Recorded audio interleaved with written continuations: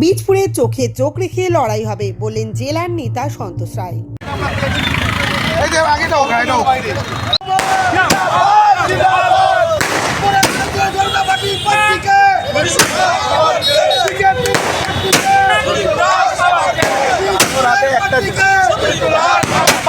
বৃহস্পতিবার বিকেলে বীজপুর কেন্দ্রের প্রার্থী হিসেবে লড়াকু যুবনেতা সুদীপ্ত দাসের নাম ঘোষণা হতেই আনন্দে মাতলেন দলীয় কর্মী সমর্থকরা।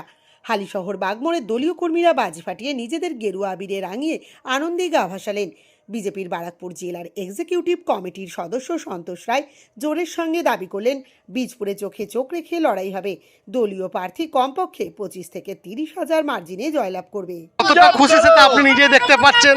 প্রত্যেক কর্মীর মধ্যে এত উৎসাহ আছে, সবাই আনন্দ বিভাগ, চোখে চোখ লড়াই করার মতো একটা আমাদের ক্যান্ডিডেট পেয়েছি আমরা সুদীপ্ত দাসকে। তাকে আমরা সবাই মিলে বিপুল মার্জিনে এই বীজপুর বিধানসভা থেকে তাকে বিজয়ী বানাবো। দাদা, ইস্যু তো প্রচুর ইস্যু আছে। এই কয়লা চুরিতে ধরবো, যারা চাকরি চোর আছে তাদেরকে ধরবো, যাদের বেকার যুবকদের চাকরি খেয়ে নিয়েছে তাদেরকে এখন বেকার বানিয়ে রেখেছে তাদেরকে ধরবো। এই যতগুলো চোররা যে আছে তাদেরকে প্রত্যেককে ধরতে হবে আমাদেরকে। দাদা, অবশ্যই থাকবে।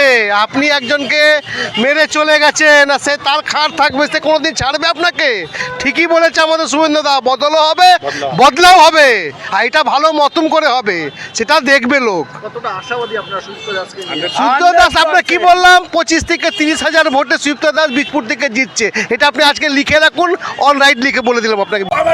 ঘরের নেতা সুদীপ্ত দাস জিন্দাবাদ, বীজপুরের ভূমিপুত্র সুদীপ্ত দাস জিন্দাবাদ। ভোট ভোট ভোট দিন, এই ভোট ভোট ভোট দিন, এই ভোট দেবেন কোনখানে? পদ্ম ফুলের মাঝখানে, পদ্ম ফুলের মাঝখানে। বীজপুরের মা বোনেরা ভোট দেবেন কোনখানে? বীজপুরের অটোওয়ালারা ভোট দেবেন কোনখানে?